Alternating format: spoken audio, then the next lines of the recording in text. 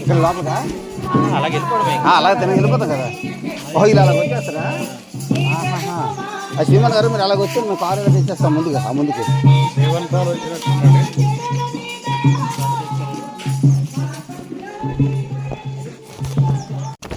గ్రామాన్ని రక్షించండి, గ్రామ ప్రజలు రక్షించండి. ఈ గ్రామము యేసుక్రీస్తు గ్రామముగా మార్చబడినగాక మేము ప్రార్థిస్తాం. అలా ఈ కుటుంబాలకు రక్షణ వచ్చినగాక ప్రార్థిస్తాం. ప్రతి ఒక్క హృదయం యేసుక్రీస్తుని అంగీకరింపలాగున మీరు సహాయము చేయమని, మహిమ ఘనత ప్రభావం మీరొక్కరే పొందుకోమని సర్వశక్తి గల యేసుక్రీస్తు నామములో ప్రార్థించి బ్రతిమలాడి వేడుకొనిచున్నాం మా పరమ తండ్రి. ఆమేన్. హల్లెలూయా. దేవునికి స్తోత్రం. హల్లెలూయా. యేసుక్రీస్తు మహారాజుకి రాజుల రాజుకు జై జై. యేసుక్రీస్తు మహారాజుకి పాపం పోవాలంటే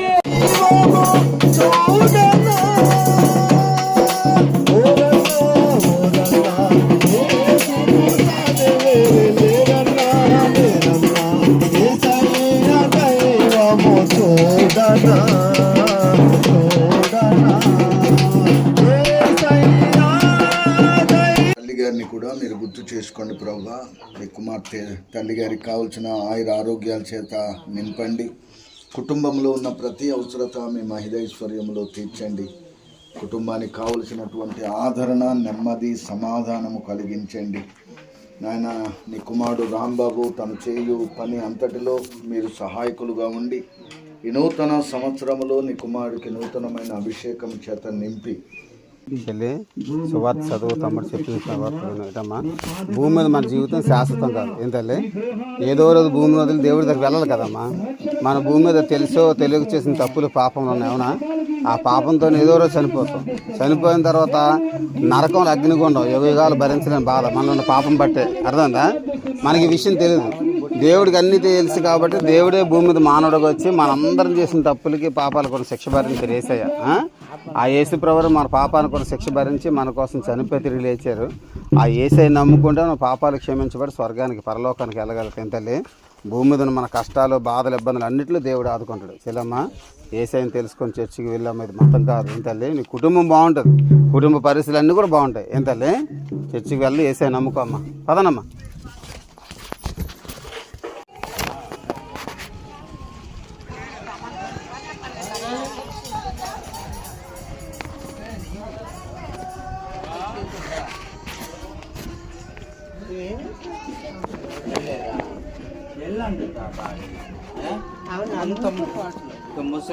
ముసలి అయిపోయారు కదా, వెళ్ళిపోతే ఇక్కడ ఉన్నంత సోమవారం కరుణ బయట కానీ లేదంటే కనువిప్పు కానీ. అమ్మా చెల్లి, యేసుప్రభు సువార్త అమ్మ, దేవుని నమ్ముకో తల్లి. అమ్మ చెల్లి, యేసుప్రభు సువార్త తల్లి, వేసే నమ్ముకున్నమ్మా.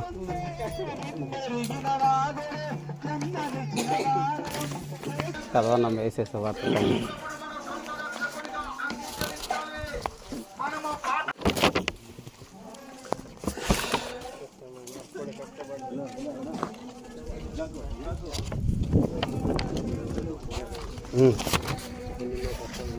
మనం ఎవ్వరం కూడా భూమి మీద శాశ్వతంగా ఉండిపోమమ్మా. ఏంటమ్మా, ఎంత డబ్బున్నోళ్ళైనా ఎంత పేదవాళ్ళైనా ఏదో ఒక రోజుని భూమిని వదిలేసి మనం వెళ్ళిపోవాలి. ఈ భూమి మీద ఏది శాశ్వతం కాదు. మనమేమనుకుంటే భూమి మీద ఉన్నంత వరకునా ఇల్లు సంపాదించాలి, మంచి ఇల్లు కట్టుకోవాలి, భూములు కాపాడుకోవాలి, రకరకాలు అనుకుంటాం. ఏది సంపాదించినా ఏది కాపాడినా అది మీరైనా మేమైనా చిల్లుగా తీసుకొని వెళ్ళాం కదమ్మా. అయితే అమ్మ, మరణం తర్వాత మనకు ఇంకొక జీవితం ఉన్నది. ఈ శరీరం ఇక్కడికి వదిలేస్తాం, ఈ ఇల్లు శరీరం అంతా వదిలేస్తాం. ఆత్మ దేవుడి దగ్గరికి వెళ్ళాలి. దేవుడి దగ్గరికి వెళ్తే అమ్మ అక్కడ చావులు లేవు, జబ్బులు లేవు, జ్వరాలు లేవు, ముసలితనం లేదు. యవ్వనంతో ఇన్ని వేలు లక్షల కోట్ల సంవత్సరాలైనా యుగ యుగాలు బ్రతికే ఉంటాం. శాశ్వత కాలం దేవుడితో ఉంటాం. అక్కడ చాలా సంతోషం ఉంటుంది అమ్మ. అక్కడ ఎలా ఉండదు, అంతా బంగారు పట్టణం, బంగారు లోకం, చాలా బాగుంటుంది. అయితే దేవుడి దగ్గరికి అలాగ వెళ్ళాలంటే మనలో ఉన్న పాపం అడ్డుగా ఉంటుంది. పాపం లేని మానవుడు అంటే భూమి మీద ఎవరు లేరమ్మ. ప్రతి ఒక్కరు ఏదో తప్పు చేస్తుంటాం, ఏదో పాపం చేస్తుంటాం. ఈ పాపంతోనే కనుక చనిపోతే పాపము లేని స్వర్గంలోకి మనం వెళ్ళలేం. స్వర్గంలో ఉండే దేవుడు అదంతా పరిశుద్ధ లోకం. ఆ పరిశుద్ధ లోకాన్ని మనం చేరలేం. దేవుడి దగ్గర చేరలేని వారు శిక్షకు వెళ్తారు. దాన్నే నరకం అన్నారు. నరకమైన స్వర్గాన్ని మనిషి చూడలేదమ్మ ఇంతవరకు. చూసి వచ్చి చెప్పిన వాళ్ళు ఎవరు లేరు. కానీ మనకు ఎలా తెలిసిందంటే మనకు తెలియలేని ఎన్నో విషయాలు దేవుడు తెలుసు. దేవుడు తెలుసు కాబట్టి ఆ దేవుడు తెలిసిన విషయాలు మనం చెప్పడానికి భూమి మీద మానవుడిగా వచ్చాడు. ఆయన మానవుడిగా వచ్చినప్పుడు ఆయన యేసు అని పేరు పెట్టారు. యేసు అంటే రక్షకుడు అని అర్థం. పాపం నుండి రక్షించేవాడు, బాధల నుండి రక్షించేవాడు, నరకం నుండి రక్షించేవాడు. రక్షకుడుగా ఈ భూమి మీదకి నరుడిగా దేవుడే వచ్చి జన్మించి మనందరం చేసిన తప్పులకి పాపాల శిక్ష ఎంత ఉన్నదో ఆ శిక్ష యావత్ యేసుక్రీస్తు వారు భరించారమ్మ. ఆ యేసయ్యే మన కోసం చనిపోయి సమాధి చేయబడి 3వ రోజు తిరిగి లేచారు. యేసు ప్రభు వారిని నమ్ముకోవడం ద్వారా మన పాపాలు క్షమించబడతాయి. మనం ఎప్పుడు చనిపోయిన దేవుడిని స్వర్గానికి వెళ్తాయి. భూమి మీద ఏది శాశ్వతం కాదమ్మ. బాధలు కష్టాలు అవి శాశ్వతం కాదు. సుఖాలు సరదాలు సంతోషాలు అవి శాశ్వతం కాదు. శాశ్వతమైనది దేవుడు ఉండే లోకంలోనే. మీరమ్మా ఆ లోకంలో జీవితం కావాలంటే ఉచితం, ఏం చేయవసరం లేదు. యేసు ప్రభువా మమ్మల్ని క్షమించండి, మా పాపం క్షమించి మీ రాజ్యంలో మాకు చోటు ఇవ్వండి, ఆ స్వర్గంలో మాకు చోటు ఇవ్వండి దేవా అని దేవుని మనం నమ్ముకొని మనసులో ఆ దేవుని ఆరాధించుకోవాలి. ఒక మాస్టర్ గారు ఇక్కడికి వచ్చి వారం వారం ప్రార్థన పెడుతున్నారు. దేవుడి మాటలు చెప్తున్నారు, మీకోసం ప్రార్థన చేస్తున్నారు. అవకాశం ఉంటే వెళ్ళండి అమ్మ. దేవుడు గొప్ప దేవుడు. ఇది మతం కాదు, మన బ్రతుకులు బాగు చేసే ఒకే ఒక్క మార్గం. తర్వాత భూమి మీద బ్రతుకు ఎలాగున్నా దేవుడి దగ్గరికి వెళ్ళడానికి ఒకే ఒక్క మార్గం. భూమి మీద మనశ్శాంతి ఇవ్వాలన్నా యేసు ప్రభు వారే, పరలోకాన్ని తీసుకెళ్లాలని యేసుక్రీస్తు వారే. ఇది మతం కాదు, దేవుడి దగ్గరికి వెళ్ళడానికి ఒకే ఒక్క మార్గం. మీరు మీ పిల్లలు కుటుంబాలు బాగుపడడానికి ఒకే ఒక్క మార్గం. ఏటమ్మా నేను ఒకప్పుడు తాగేసి తిరుగున్నానమ్మా. ఇలాంటి మాటలు చెప్తే చాలా గొడవలు అవుతుండేవి. అలాంటి దేవుడు నా బ్రతుకుని మార్చాడు. తాగేసి రోడ్ల మీద అమ్మాయిలు అలాగ వెళ్ళిపోతున్న చీర పట్టుకొని లాగి మా రూమ్లోకి వస్తా చంపిమంటామండి. చిన్న చాకు ఉండేది, మా ఎస్కోట చిన్న చాకు ఉండేది. అప్పుడు అది రౌడీజంలో తిరిగివాడిని. కానీ ఆ దేవుడు నాకు బుద్ధి చెప్పాడు, నా బతుకు బాగు చేశాడు. ఆ తాగుడు ఆ వ్యసనాలు అన్నీ విడిచిపెట్టి ఇప్పుడు దేవుడి కోసం ప్రచారం చేయడానికి, నేను దేవుడి కోసం నాకు తెలిసిన విషయం చెప్పడానికే నేను బతుకుతున్నాను. ఆ దేవుడు గొప్పవాడు. వీళ్ళున్నారా, వీళ్ళున్న ఊర్లోనే నేను టీచర్గా చేసేవాడు. కనుకోట ఆ ఊర్లో టీచర్గా చేసేవాడిని. అప్పుడు నేను దేవుని బాగా బలపడ్డాను. దేవుడు నన్ను ముట్టుకున్నాడు, నాకు కనబడ్డాడు, నాతో మాట్లాడు. 3 జరిగాయి. ఎప్పుడైతే నా జీవితంలో సంఘటన జరిగిందో నేను ఆ టీచర్ జాబ్ వదిలేసి దేవుడి సేవ చేస్తాను. ఆ తర్వాత నాకు ఇంకో జాబ్ వచ్చింది. పార్వతీపురం ఐటీడీ ఆఫీస్లో క్లర్క్ పోస్ట్ వచ్చింది. ఆ ఉద్యోగానికి వెళ్ళలేదు. ఎందుకంటే దేవుడు నన్ను ముట్టుకున్నాడు, దేవుడు నాకు కనబడ్డాడు, దేవుడు నాతో మాట్లాడాడు. ఈ 3 అనుభవాలు ఉన్నాయి. ఇంత గొప్ప దేవుడి గురించి నేను చెప్పాలనే ఆశతోనే ఆ ఉద్యోగానికి వెళ్ళడం మానేసి చెప్తున్నాను. ఎందుకంటే దేవుడు గొప్పవాడు. మాకు ఎవరో డబ్బులు ఇవ్వడం వల్ల చేయడం లేదు తల్లి. యేసయ్య నిజమైన దేవుడు. ఆయన నమ్ముకోవడం ద్వారా మన బ్రతుకులు బాగుపడతాయి. దేవుడి నుండి పరలోకానికి వెళ్తాం. భూమి సంతోషకరం జీవితం దేవుడు ఇస్తాడు. ఏంటమ్మా యేసయ్య నమ్ముకొని చర్చికి వెళ్ళండి. మాస్టర్ గారు వచ్చి ప్రార్థన పెడతాను కుర్రాడు. ఏంటమ్మా వెళ్ళండి తల్లి, ప్రార్థనకి వెళ్ళనమ్మా. తమ్ముడు వెళ్ళనమ్మా.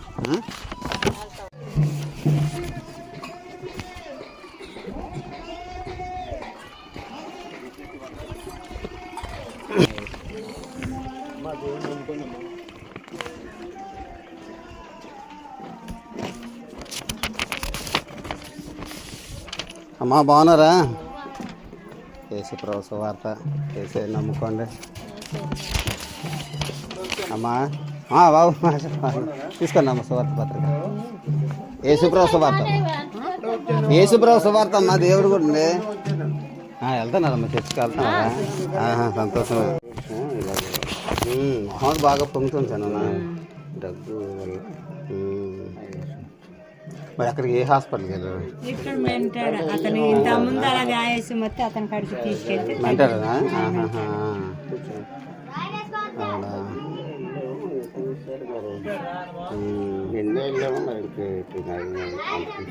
అవునా? అన్నారు 3 రోజులు వాడాలి, 3 రోజులు తగ్గితే నాకు రండి, తగ్గకపోతే వేరే హాస్పిటల్కి వెళ్ళండి. తమ్ముడు లేరా మొదలేదా? అక్కడికి ఆంధ్రలో ఉన్నాను. అవునా? జాగ్రత్త చిన్న, మరి నీ ఆరోగ్యం జాగ్రత్త చూసుకో. అలవాట్లే మనిషా? అది మానేస్తేనే బాగుంటుంది చిన్న. చూడు అప్పుడే వెనుకాలకు వస్తుందో అలా వరకు రాకూడదు. అందరు బాగున్నారు. మనం చాలదు లేదు పాస్ట్ గారు, అదే కోడలు అందరూ బాగున్నారు. కోడలు రాలేదు, అది బాగున్నారు కదా, అందరూ బాగున్నారు. నచ్చిన లోపల కూర్చో విని అలా వెళ్ళి వస్తుంది.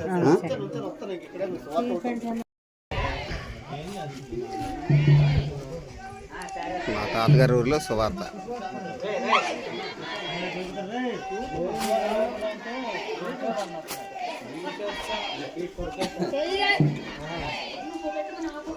అమ్మో ఇది మర్చిపోకూడదు. వచ్చా మీరే నాకు చాక్లెట్ ఇచ్చారు.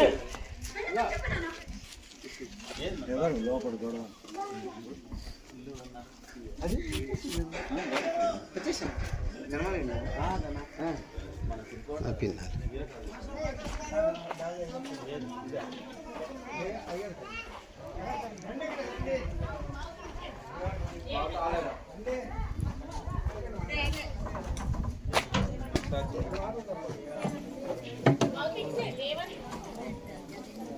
అవట్లేదు.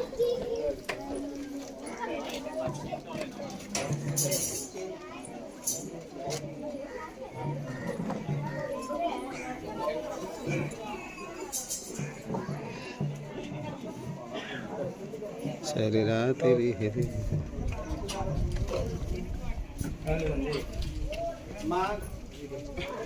వాస్తవ్యులైనటువంటి మీ అందరికీ కూడా యేసుక్రీస్తు నామంలో మీ అందరికీ శుభాలు తెలియజేస్తున్నాం. ఈ దినాన మీ ఊరికి శుభవార్త తెలియజేయడానికి వచ్చాం. అలాగే కింద ఊరు నడిమలస అంటారు, అది పక్కనే ఊటగడ్డ. ఇక్కడ ఉన్న వాళ్ళందరూ కంప్లీట్గా మా కమ్యూనిటీ వాళ్ళే, మా కమ్యూనిటీకి సంబంధించిన వాళ్ళే. వీళ్ళందరూ కూడా అంటే వరుసకి అందరూ కూడా మ్యాక్సిమం నమ్ముకున్నారు.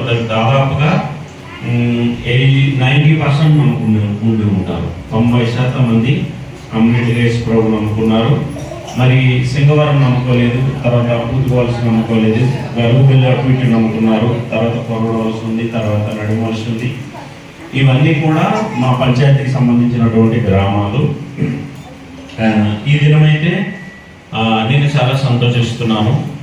ఎందుకంటే మరొకసారి దేవుని సువార్తని ఇంకా మిగిలిన వారు కూడా నమ్ముకోవడానికి మరి పెనుకోట సేవకులు బృందం కూడా వస్తుంది.